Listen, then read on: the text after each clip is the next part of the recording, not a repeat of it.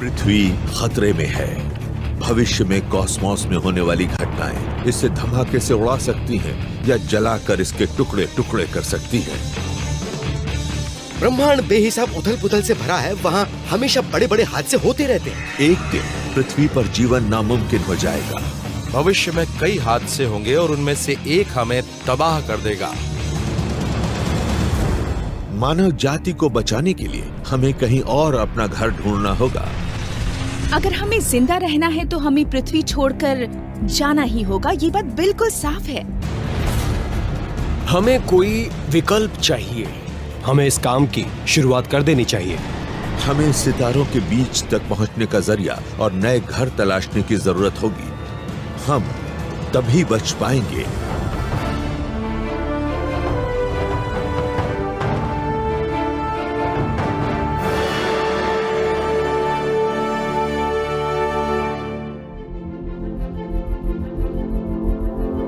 जहां तक हम जानते हैं, पृथ्वी ही ब्रह्मांड में जीवन को पालने वाली एकमात्र जगह है। पृथ्वी जीवन के लिए सबसे बढ़िया जगह है। हमारा शरीर, हमारी शारीरिक बनावट, हमारी केमिस्ट्री सब यहीं पृथ्वी पर विकसित हुई है। हम सचमुच एक बेहतरीन स्पेसशिप पर हैं। लेकिन हमारा ये बेहतरीन स्पेसशिप बारूदी सुरंगों से भरे एक ब्रह्मांड से होकर गुजर रहा है। हर करीब 3 करोड़ साल में पृथ्वी के साथ एक प्राकृतिक या कॉस्मिक हादसा इतने जोरदार ढंग से होता है कि लाखों जीव विलुप्त हो जाते हैं। विलोपन से जुड़ी घटनाएं पृथ्वी की अहम प्रजातियों की जान लेती हैं। और फिलहाल ये प्रजाति हम हैं। ये सच है कि विलोपन के मामले में बड़ी और ताकतवर प्रजातियों का ही सफाया होता है, वही मरती हैं। तो अगर पृथ्वी पर ऐसी कोई घटना हुई तो हम इंसान जोखिम में होंगे। हम बड़े और ताकतवर जीवों की श्रेणी में आते हैं। मानव जाति के लिए पूरी दुनिया में होने वाले विलोपन से बचने का एक ही तरीका है कि हम अपने जीन्स एक से ज्यादा ग्रहों तक फैला दें। हमारे सामने कोई विकल्प नहीं है। ये विकास प्रक्रिया जियोलॉजी और फिजिक्स का एक नियम है, वरना हमारा नामो निशान मिट जाएगा। हमें एक ऐसा विशाल स्पेसक्राफ्ट बनाना होगा जो इंटरस्टेलर स्पेस को पार कर सके और फिर दूसरे सितारों के आसपास दूर दराज दुनियाओं में बस्तियां बसा सके। ऐसे में आपको नोआस आर्क जैसी एक नाव की जरूरत होगी, लेकिन यह नाव अंतरिक्ष में चलने लायक होनी चाहिए और साथ ही इसमें पूरी दुनिया की तमाम प्रजातियां भी हों। इस स्पेसक्राफ्ट को बड़ा बनाना होगा, इतना बड़ा कि इसमें नए ग्रहों पर एक स्वस्थ जीन पूल बनाने लायक हजारों लोग बैठ सके। ये इतना बड़ा होगा कि पृथ्वी पर नहीं बनाया जा सकेगा, इसलिए इसे अंतरिक्ष में बनाना होगा जहां पृथ्वी की ग्रेविटी का दबाव न हो। लेकिन आकाश में ऐसा कोई शिपयार्ड बनाना कोई छोटी मोटी चुनौती नहीं है। नासा इस चुनौती का सामना नई तरह के हेवी लिफ्ट रॉकेटों के जरिए कर रहा है, जिन्हें कहते हैं SLS। मुझे SLS एक ऐसी काबिलियत के तौर पर दिखते हैं जिनके जरिए हम पृथ्वी और चंद्रमा के बीच एक इंडस्ट्रियल बेस बना पाएंगे। इसके बाद जब हम स्पेस में नियमित रूप से काम करने लगेंगे, तभी हम उस क्राफ्ट को असेंबल करेंगे जो हमें दूसरे सितारों तक ले जाएगा। लेस जॉनसन का काम है स्पेस में की जाने वाली खोजबीन के भविष्य की योजना बनाना। आज वो SLS के 1/20 आकार वाले स्केल मॉडल की टेस्ट फायरिंग को देख रहे हैं। 2032 में जब असली रॉकेट छोड़ा जाएगा तो SLS अब तक छोड़ा जाने वाला सबसे ताकतवर रॉकेट होगा। SLS बहुत बड़ा है। ये हर लॉन्च के जरिए हमें बहुत सा सामान ऊपर ले जाने की योग्यता देगा। ये वाकई काफी बड़ा होगा। ऐसे 3 बड़े रॉकेट आज मौजूद 15 या 20 रॉकेटों का मुकाबला कर सकेंगे और उनके जितना ही सामान स्पेस में ले जा पाएंगे। लेस की कल्पना है कि SLS रॉकेट पहले से बनी यूनिटों को पृथ्वी की कक्षा से बाहर ले जाएंगे, जहां स्पेस इंजीनियर उन्हें एक विशाल इंडस्ट्रियल वर्कशॉप में जोड़ देंगे। फिर माइनर सोलर सिस्टम में मौजूद विभिन्न बॉडीज तक जाएंगे ताकि स्पेसक्राफ्ट को बनाने के लिए कच्चे माल को इकट्ठा कर सके। हमारी फैक्ट्रियां चंद्रमा पर होंगी और शायद ये उससे आगे एस्टेरॉयड बेल्ट में मौजूद विशाल चट्टानों पर भी हों। एस्टेरॉयड्स पर पृथ्वी के मुकाबले ग्रेविटी काफी कम होती है। वहां बड़े बड़े हिस्सों को बनाना और आकार लेते शिप पर उन्हें उठाकर रखना ज्यादा आसान होगा। अंदरूनी सोलर सिस्टम हमें आग की विशाल संरचना बनाने के लिए जरूरी तमाम चीजें मुहैया कराएगा, लेकिन एक और दुनिया में बस्ती बसाने के लिए हमें अब तक हमारे बनाए किसी भी प्रोपल्शन सिस्टम से कहीं ज्यादा तेज सिस्टम की जरूरत होगी। स्पेस विशाल है, हमारा सोलर सिस्टम विशाल है। मंगल तक पहुंचने में करीब 1 साल लग जाएगा, लेकिन सितारों के बीच की दूरी तय करने के हिसाब से तो यह अवधि कुछ भी नहीं है। हमारे सूर्य के सबसे नजदीक तारे भी कई प्रकाश वर्ष की दूरी पर हैं। ब्रह्मांड की सबसे तेज रफ्तार चीज प्रकाश को भी वहां पहुंचने में कई साल लग जाते हैं। सूर्य का सबसे करीबी पड़ोसी है 3 तारों का एक समूह जिसे कहते हैं अल्फा सेंटोरी।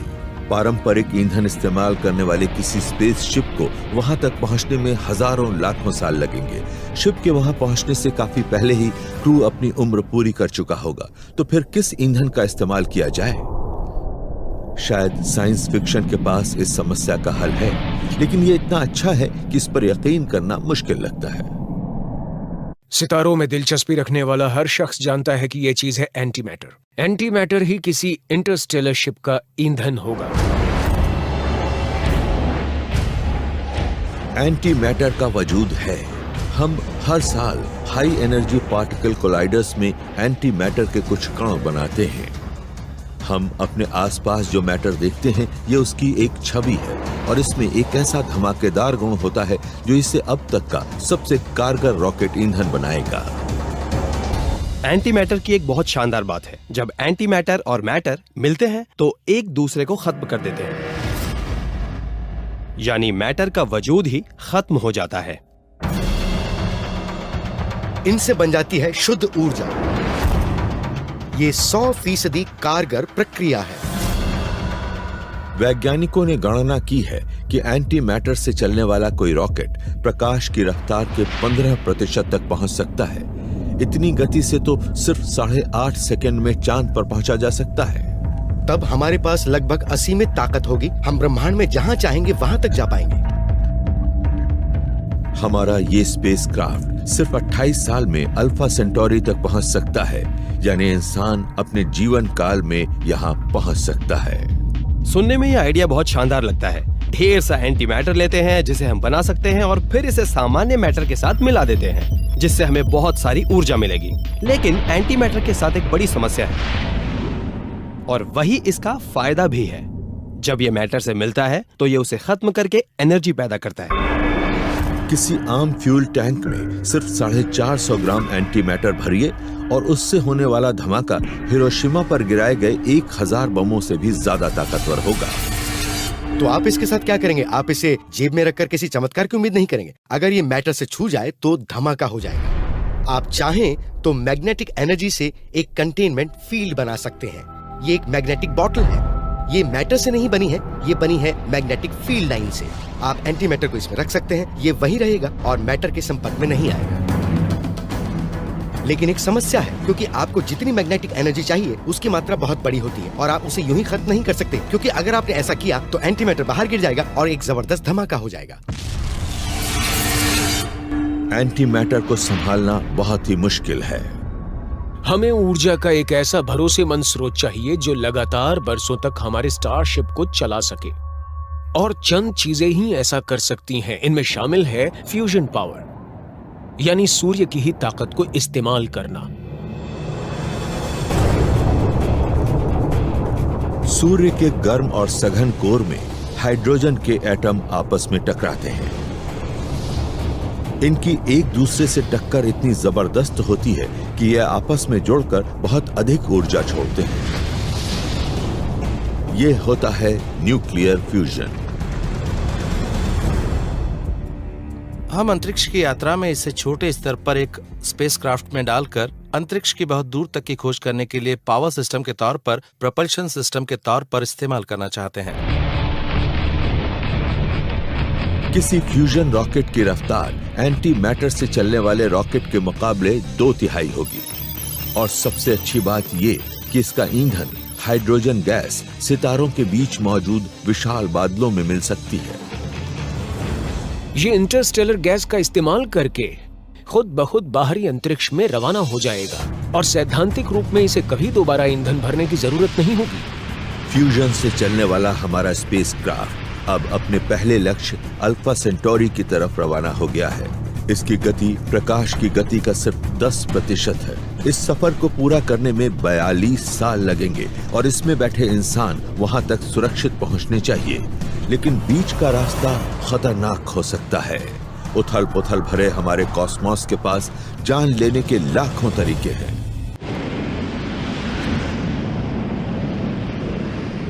एक विशाल स्पेसक्राफ्ट अपने फ्यूजन रॉकेट चालू करता है। इस शिप के अंदर हजारों इंसान बैठे हैं। वो एक दूर दराज ग्रह पर बस्ती बसाने के एक तरफा मिशन पर हैं। एक दिन हमें ये यात्रा करनी ही होगी। हमें इस ग्रह को छोड़ना ही होगा। एक प्रजाति के तौर पर जिंदा रहने के लिए ये जरूरी है। इस शिप का पहला लक्ष्य होगा सूर्य के सबसे करीब मौजूद स्टार सिस्टम अल्फा सेंटोरी तक पहुंचना। यह सफर लंबा होगा, करीब 40 साल का। इस दौरान क्रू को फिट और स्वस्थ रखना जरूरी होगा, लेकिन यह आसान नहीं होगा। स्पेस में जाने पर इंसान के शरीर में कई बदलाव आते हैं। भारहीन होते ही आपको सिर में एक अजीब सा एहसास होने लगता है। आपको चक्कर आते हैं, उल्टी का एहसास होने लगता है।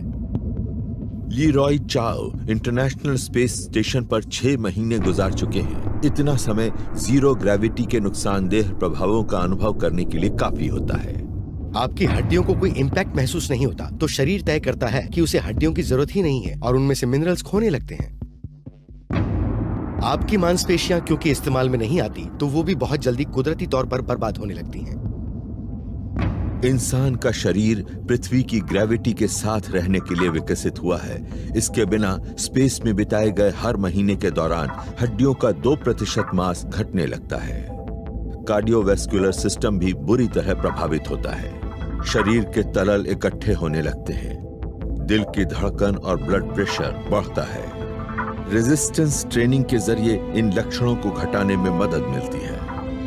हमें स्पेस स्टेशन पर रोजाना 2 घंटे एक्सरसाइज करनी होती थी, ताकि हमारा कार्डियोवैस्कुलर सिस्टम, हमारी मांसपेशियां और हमारी हड्डियां फिट रहें। एक्सरसाइज के जरिए शरीर में क्षय होने की खतरनाक प्रक्रिया रोकी जा सकती है, लेकिन बिना ग्रेविटी वाली अल्फा सेंटोरी तक की 42 साल की यात्रा जानलेवा साबित होगी।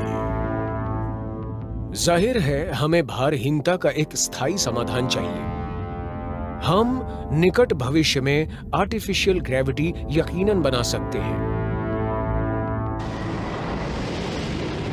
इसका जवाब है सेंट्रीफ्यूगल फोर्स। यही वो फोर्स है जो डेयर डेविल बाइकर्स को सीधी खड़ी दीवारों पर टिकाए रखता है और रोमांच के दीवाने इसी के कारण थीम पार्कों में अपनी सीट पर जमे रहते हैं। रोटेशन इन बाहर फेंकने वाले फोर्स को पैदा करती है और इसे किसी स्पेसशिप में उत्पन्न करना आसान होगा। अगर स्पेस कैप्सूल को घुमाया जाए तो उसमें अंदर मौजूद अंतरिक्ष यात्रियों को आर्टिफिशियल ग्रेविटी का एहसास होगा। अंतरिक्ष यात्रियों की रहने वाली जगह को सही रफ्तार पर घुमाने से हड्डियों और मांसपेशियों का क्षय रोका जा सकेगा, लेकिन स्पेस में दूर तक की यात्रा के दौरान हमारे पहले अंतरिक्ष यात्रियों के लिए कम ग्रेविटी एक बहुत छोटा खतरा होगी। शायद रेडिएशन सबसे बड़ी चुनौती है। हमें रेडिएशन के ज्यादा तेज और ज्यादा ऊंचे स्तर का सामना करना पड़ेगा। सूर्य की सतह से लगातार खतरनाक चार्ज्ड कण, प्रोटॉन और इलेक्ट्रॉन निकलते रहते हैं जो 16 लाख किलोमीटर प्रति घंटा की रफ्तार से चलते हैं।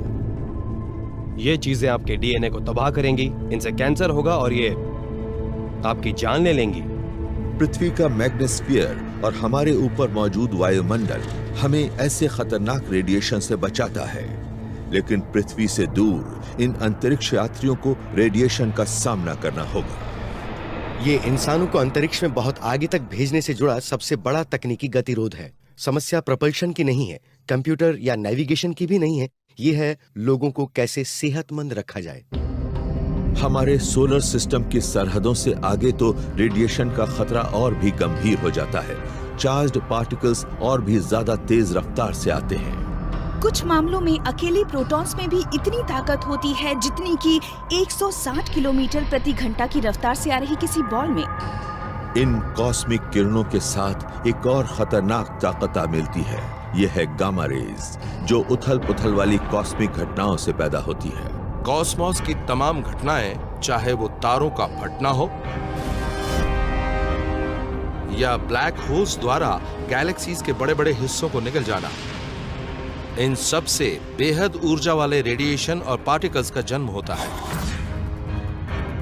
आपने पहले कभी इन पार्टिकल्स को देखा नहीं होता, आपका शरीर इनके मुताबिक ढला नहीं होता, ये आपकी तरफ हर समय आते रहते हैं और वो भी बड़ी ताकत के साथ। गैलेक्टिकल कॉस्मिक रेडिएशन हमारे इन अंतरिक्ष यात्रियों के सेल्स को फाड़कर उनके शरीर को तरल रूप में बदल देगा। सिर्फ एक ही उम्मीद होगी, किसी तरह स्पेसक्राफ्ट को बचाना। विज्ञान कथाओं में स्टारशिप वैसा ही एक सुरक्षात्मक मैग्नेटिक बुलबुला बनाते हैं जो पृथ्वी को बचाने वाले मैग्नेटिक फील्ड जैसा होता है। लेकिन किसी डिफ्लेक्टर शील्ड को बहुत ज्यादा एनर्जी झेलनी होगी और किसी भी इलेक्ट्रिकल उपकरण की तरह इसके साथ भी नाकामी की आशंका जुड़ी होगी। तो सबसे सुरक्षित विकल्प होगा कि ज्यादा उन्नत तकनीक न अपनाते हुए इस शिप को फिजिकल शील्डिंग की एक मोटी परत से ढक दिया जाए। शील्डिंग कोई छोटी मोटी समस्या नहीं है। ये मामला सिर्फ लैंड वगैरह के इस्तेमाल तक ही सीमित नहीं है। हकीकत ये है कि अगर आप ऐसा कुछ करेंगे तो ये रेडिएशन को जज्ब कर लेगी और फिर इसे ज्यादा खतरनाक ढंग से छोड़ेगी। धातुओं से ये काम नहीं होगा, लेकिन वैज्ञानिकों ने एक कमाल का विकल्प ढूंढा है। कॉस्मिक किरणों से बचाने वाली एक बहुत ही साधारण चीज भी मौजूद है, पानी। और जब आप इंटरस्टेलर स्पेस में कदम रखेंगे तो इसे आपको अपने साथ ले जाना होगा। पानी में मौजूद hydrogen atom high energy particles को जज्ब कर लेते हैं और अगर पानी की मात्रा पर्याप्त हो तो ये गामा रेज को भी रोक सकता है। इस शिप के रिहायशी हिस्से के बाहर पानी से भरी एक मोटी बाहरी परत होगी और उसके भी बाहर दूसरी परत में शिप की हाइड्रोजन सप्लाई होगी इसके फ्यूजन इंजिन्स के लिए। अब हमारे अंतरिक्ष यात्री रेडिएशन सिकनेस से सुरक्षित रहेंगे और कृत्रिम ग्रेविटी के कारण उनके शरीर भी मजबूत बने रहेंगे। अब सबसे बड़ा खतरा है क्रू के उनके दूसरे साथी।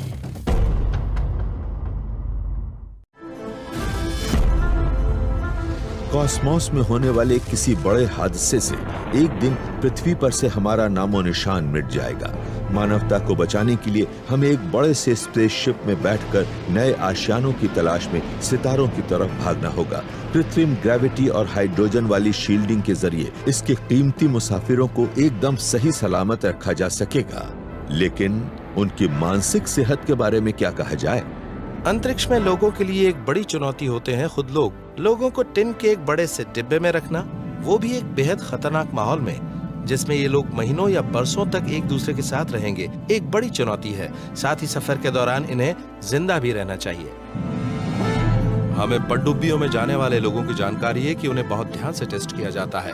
ये पनडुब्बियां अपने मिशन पर यकीनन निकलती हैं, लेकिन ये मिशन कई साल का नहीं होता। हम किसी ऐसे क्रू के जरिए एक नई सभ्यता की शुरुआत नहीं कर सकते जो ब्रह्मांड में हुई बोरियत, आपसी कलह और मानसिक बीमारी से ग्रस्त हो।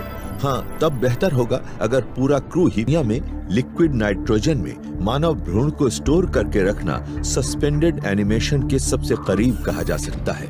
लेकिन क्या हम टेस्ट ट्यूब बेबीज के जरिए इंसानी नस्ल को वाकई बचा पाएंगे? अंतरिक्ष यात्रा के साथ क्योंकि इतनी बड़ी बड़ी मुश्किलें जुड़ी हुई हैं, तो कुछ लोगों ने आइडिया सुझाया, हमें बाहरी अंतरिक्ष में इंसानों को भेजने की क्या जरूरत है? क्यों ना हम भ्रूण या स्पर्म और एग सेल भेज दें?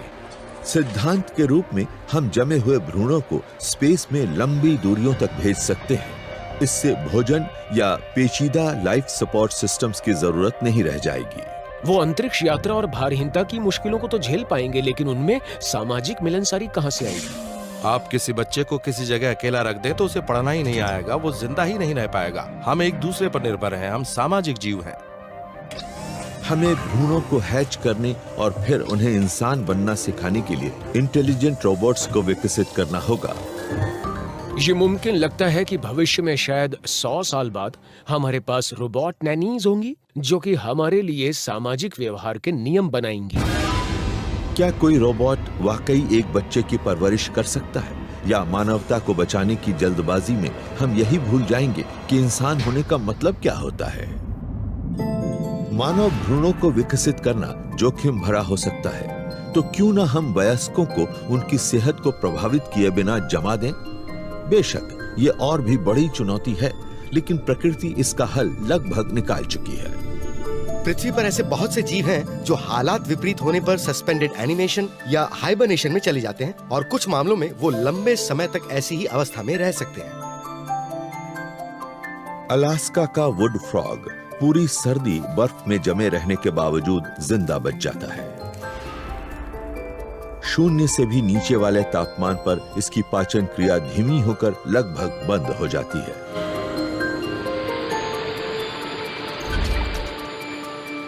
बर्फ के पिघलने पर मेंढक में फिर से जान पड़ जाती है, और ये यूं चल पड़ता है जैसे कुछ हुआ ही ना हो। क्या कभी इंसान भी ऐसा कर पाएंगे? जब आप किसी जिंदा जीव को जमाते हैं तो बर्फ के कण बनकर फैलने लगते हैं। इससे कोशिकाएं फटकर तरल में बदल जाती हैं।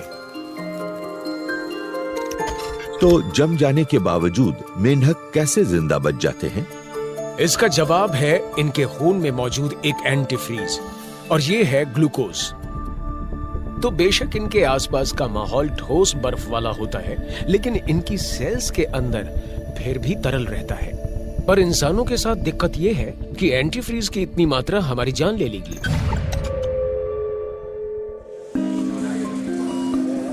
तो इंसानों को डीप फ्रीज करने से बात नहीं बनेगी, लेकिन हाइबरनेट करने के लिए हमें इतने कम तापमान तक जाने की जरूरत शायद ना पड़े। पिट्सबर्ग में डॉक्टरों ने मरीज के शरीर के तापमान को जमाव बिंदु से कुछ ही डिग्री ऊपर रखने के लिए एक बेहद ठंडे सलाइन सॉल्यूशन का इस्तेमाल करने की अनोखी तकनीक विकसित की है। इस तापमान पर सेल्यूलर एक्टिविटी रुक जाती है। वुड फ्रॉग मेंढकों की ही तरह मरीज भी सस्पेंडेड एनिमेशन में पहुंच जाते हैं। ऑपरेशन थिएटर में हम लोगों के शरीर को ठंडा करके उन्हें कुछ समय के लिए आर्टिफिशियल कोमा में रख सकते हैं। ये बात सुनने में ठीक लगती है और इसे जरूर आजमाया जाना चाहिए।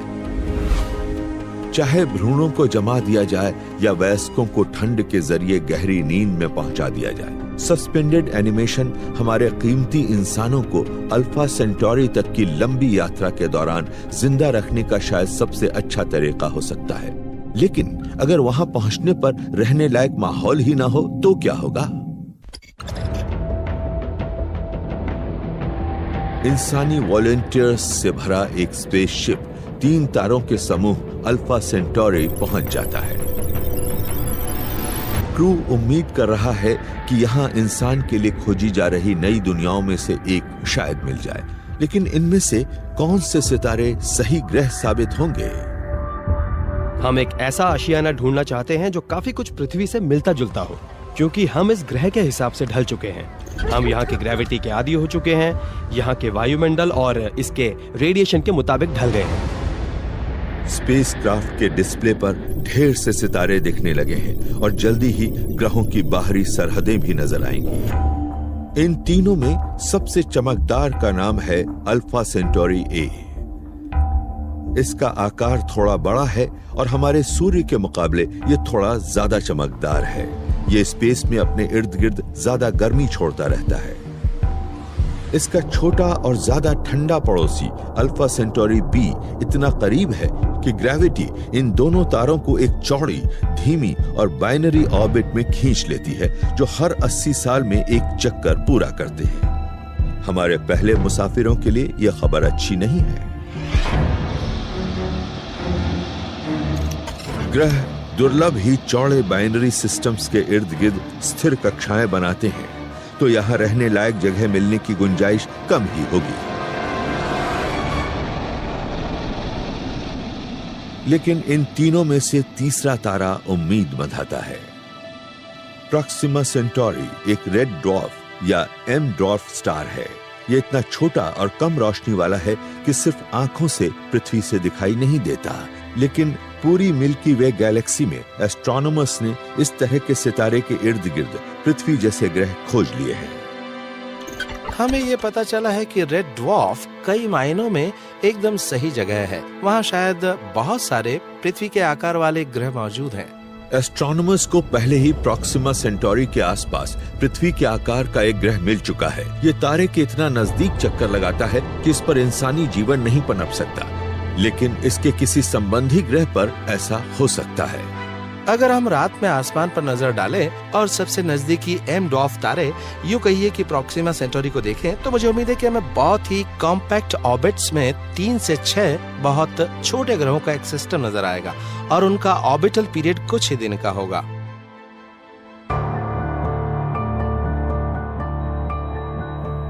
एस्ट्रोनॉमर्स को पहले ही प्रॉक्सिमा सेंटोरी के आसपास पृथ्वी के आकार का एक ग्रह मिल चुका है। ये तारे के इतना नजदीक चक्कर लगाता है कि इस पर इंसानी जीवन नहीं पनप सकता, लेकिन इस बात की काफी गुंजाइश है कि इसके किसी संबंधी ग्रह पर ऐसा हो सकता है।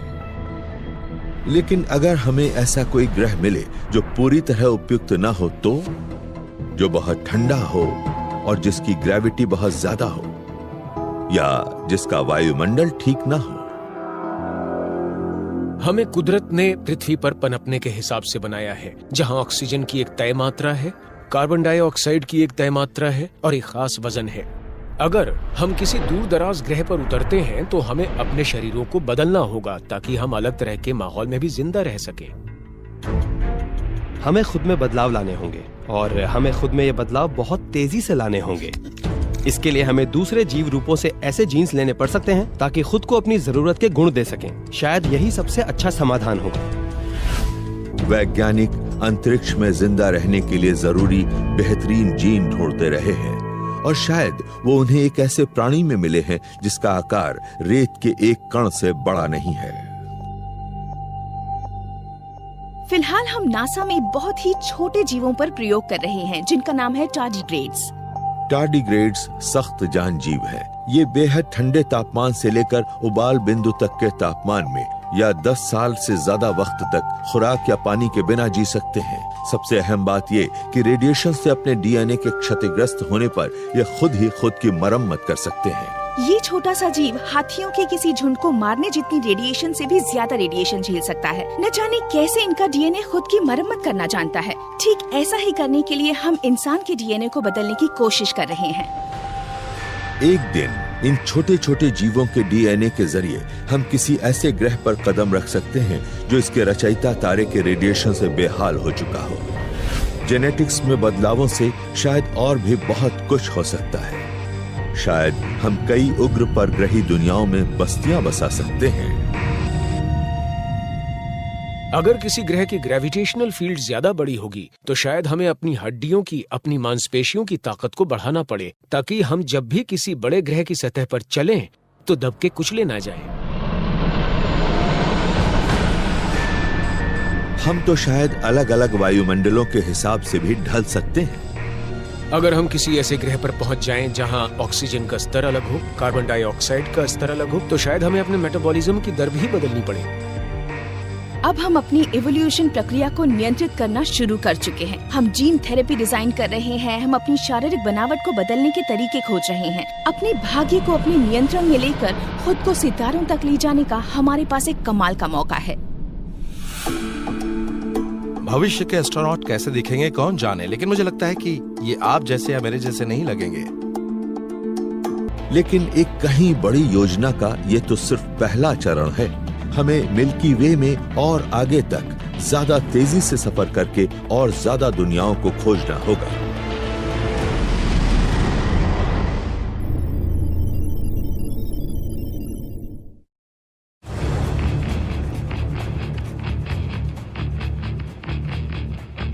एक दिन पृथ्वी को किसी इतनी जबरदस्त कॉस्मिक घटना को झेलना पड़ेगा कि इस ग्रह पर से इंसान का नामो निशान ही मिट जाएगा। अगर हमें भविष्य में भी अपना वजूद लंबे समय तक बचाए रखना है तो हम इंसानों को पृथ्वी को छोड़ना ही होगा। हमारी एकमात्र उम्मीद है एक ऐसा स्पेसशिप बनाना जो हमें दूर दराज तारों के इर्द गिर्द मौजूद नई दुनियाओं तक ले जाए। जीवन बहुत नाजुक है, इसीलिए मैं सोचता हूँ कि हमारा वजूद कम से कम 2 ग्रहों पर तो होना चाहिए। हमारा पहला लक्ष्य अब तक तो सबसे आसान था। हमारे स्पेसक्राफ्ट को फ्यूजन से चलने वाले इंजन्स के जरिए प्रॉक्सिमा सेंटोरी तक पहुंचने में 42 साल लगे, लेकिन अब शिप को और ज्यादा दूर दराज दुनियाओं को ढूंढने के लिए और आगे बढ़ना होगा। क्रू को सस्पेंडेड एनिमेशन में रखा जा सकता है, लेकिन फिर भी हर गुजरते साल के साथ उनकी हालत बिगड़ती जाएगी। तो हमें और ज्यादा तेज, लगभग प्रकाश की गति की रफ्तार से जाना होगा। लेकिन एक छोटी सी समस्या है, फिजिक्स के सिद्धांत। आइंस्टाइन ने यह खोजा कि अगर आप प्रकाश की गति जितनी रफ्तार से सफर करने लगें, तो हालात थोड़े अजीब हो जाते हैं। प्रकाश की गति के नजदीक पहुंचने पर आपका मास बढ़ता है, यानी आपको चलते रहने के लिए और ज्यादा एनर्जी चाहिए। जब आप प्रकाश के गति के नजदीक पहुंचने लगते हैं तो ईंधन मास को बढ़ाने में इस्तेमाल होने लगता है। तो जो ईंधन पहले रफ्तार को बढ़ा रहा था, अब वो उसे नहीं बढ़ाता है, अब वो सिर्फ मास को बढ़ाता है। एक समय आता है जब रफ्तार बढ़ती ही नहीं, रफ्तार बढ़ाने पर उसका वजन और ज्यादा भारी हो जाता है।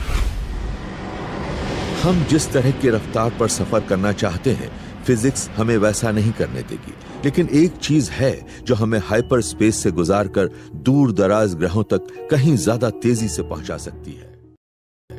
आइंस्टाइन ने हमें ये दिखाया कि स्पेस खुद प्रकाश की गति से ज्यादा तेजी से फैल सकता है। स्पेस और टाइम का वजूद है, इसका अपना एक ताना बाना है। आप इसे खींच सकते हैं और मोड़ भी सकते हैं। विज्ञान कथाओं में गैलेक्टिक ट्रैवलर वॉर्प ड्राइव्स का इस्तेमाल करके स्पेस टाइम के ताने बाने को बदल देते हैं और लाखों साल में नहीं, मिनटों में ही कॉस्मोस को पार कर लेते हैं।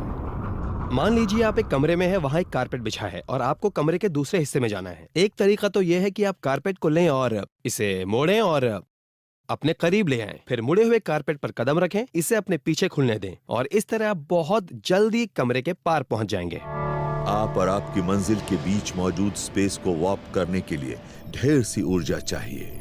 इतनी ऊर्जा पैदा करने के बारे में तो हम सोच भी नहीं सकते, लेकिन आधुनिक फिजिक्स कहती है कि वॉर्प ड्राइव मुमकिन है, बशर्ते आप शिप के इर्द गिर्द के स्पेस को ही वॉर्प करें। तो हम जानते हैं कि स्पेस फैलता है और स्पेस सिकुड़ भी सकता है। तो अगर आप किसी शिप में हैं और अपने सामने वाले स्पेस को सिकोड़ देते हैं और अपने पीछे वाले स्पेस को फैला देते हैं, तो आप एक वॉर्प बबल बना सकते हैं और ऐसे आप अपनी रफ्तार प्रकाश की गति से 10 गुना तक बढ़ा सकते हैं।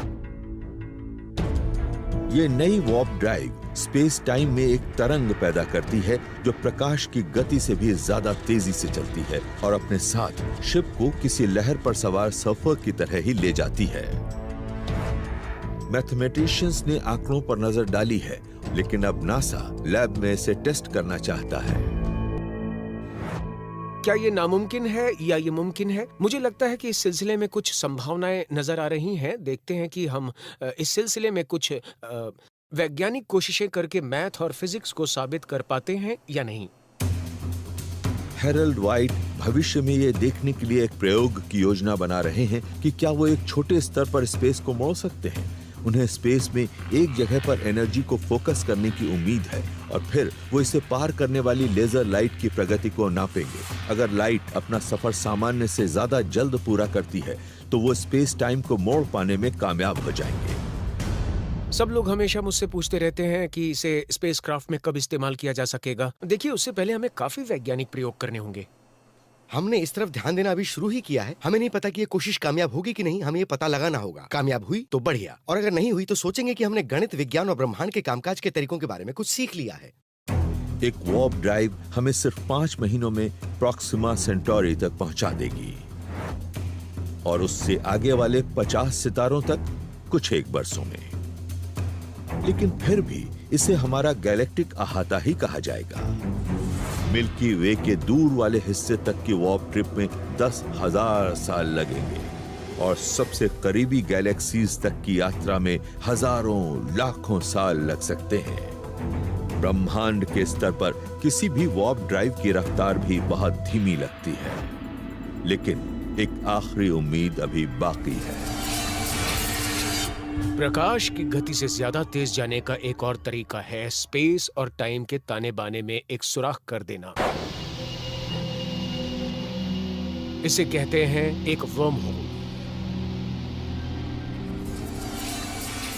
एक वर्म होल एक थियोरेटिकल टनल होती है, स्पेस टाइम से होकर गुजरने वाला एक रास्ता जो दो दूर दराज बिंदुओं को जोड़ता है। ये स्पेस टाइम को मोड़ने वाले मास के जबरदस्त जमावों से उत्पन्न होता है। आप एलिस के लुकिंग ग्लास की कल्पना कीजिए। आप अपना हाथ इस लुकिंग ग्लास में डालिए और आपका हाथ गैलेक्सी के दूसरी तरफ पहुंच जाएगा। अगर हमारा स्पेसक्राफ्ट इस कॉस्मिक शॉर्टकट में दाखिल हो सके तो हम पलक झपकते ही हजारों प्रकाश वर्ष का फासला तय कर सकते हैं। बस दिक्कत यह है कि एस्ट्रोनॉमर्स ने कभी इस शॉर्टकट को देखा नहीं है और ऐसा कोई रास्ता बनाने की कोशिश करना घातक होगा। वर्म होल के किसी भी छोर पर एक टनल बनाने के लिए स्पेस को मोड़ने के वास्ते आपको ढेर सारा मास पैदा करना होगा, लेकिन मास अपनी तरफ खींचता है। और हम ये साबित कर सकते हैं कि अगर सिर्फ सामान्य मास हो तो वर्म होल के दोनों छोर वर्म होल से होकर गुजरने में लगने वाले समय से भी कम वक्त में एक ब्लैक होल बनाने के लिए कोलैप्स कर जाएंगे। मुझे नहीं लगता कि आने जाने के रास्ते के रूप में वर्म होल कभी कामयाब होंगे, लेकिन एक बात है, जो लोग ये कहते हैं कि विज्ञान में फला चीज नहीं हो सकती वो गलत साबित होते हैं। तो मैं ऐसा नहीं कहूंगा। ऐसा होना मुश्किल है, लेकिन हो सकता है। वॉर्प ड्राइव्स और वर्म होल्स दूर की कौड़ी है। फिलहाल फ्यूजन ही वो संभावित ईंधन है जो हमें सितारों तक ले जाएगा, लेकिन किसी विशाल स्पेसक्राफ्ट को इतने ग्रहों तक जाकर बस्तियां बसाने में शायद लाखों साल लग सकते हैं, जिससे हमारे अस्तित्व की गारंटी हो सके। फ्यूजन के जरिए ज्यादा तेज रफ्तार से जाने का एक ही तरीका है, स्पेसशिप को छोटा बनाना, इतना छोटा कि उसमें लोगों के लिए जगह ही ना हो। तो क्या इसे खेल खत्म समझा जाए या बिना इंसानों के भी मानव नस्ल को बचाया जा सकता है? अभी कुछ ही समय पहले तक एस्ट्रोनॉमर्स को यह भरोसा नहीं था कि वो रात में आसमान में जो तारे देखते हैं उनकी परिक्रमा करने वाले ग्रह भी होते हैं। शायद सूर्य अनोखा था और मिल्की वे में पृथ्वी ही अकेली थी। लेकिन पिछले 20 साल के दौरान हमने चौंका देने वाले एक सच का खुलासा किया है। ऐसा लगता है कि गैलेक्सी में मौजूद तारों के एक बड़े हिस्से के अपने ग्रह हैं। इनमें से कई तारों के तो कई ग्रह हैं। ये एक्सोप्लैनेट्स आकार में गैस के विशाल ग्रह जुपिटर से भी बड़े हैं, तो पृथ्वी जैसे पथरीले भी, और ये हर कहीं नजर आते हैं। हमारा ग्रह पृथ्वी अनूठा नहीं है, ये तो दुर्लभ भी नहीं है। ऐसे असंख्य ढेर से ग्रह मौजूद हैं जो बिल्कुल पृथ्वी जैसे हैं और दूसरे सितारों के इर्द गिर्द चक्कर लगाते रहते हैं। शायद कुछ सकते फ्यूजन इंजनों से चलने वाले और हजारों इंसानी वॉलंटियर्स से भरे किसी विशाल स्पेसशिप से हमें हमारे सूर्य के नजदीक रहने योग्य दुनियाओं में बस्तियां बसाने की काबिलियत मिलनी चाहिए। लेकिन मिल्की वे के दूर वाले हिस्सों तक पहुंचने के लिए हमें किसी दूसरी योजना की जरूरत होगी।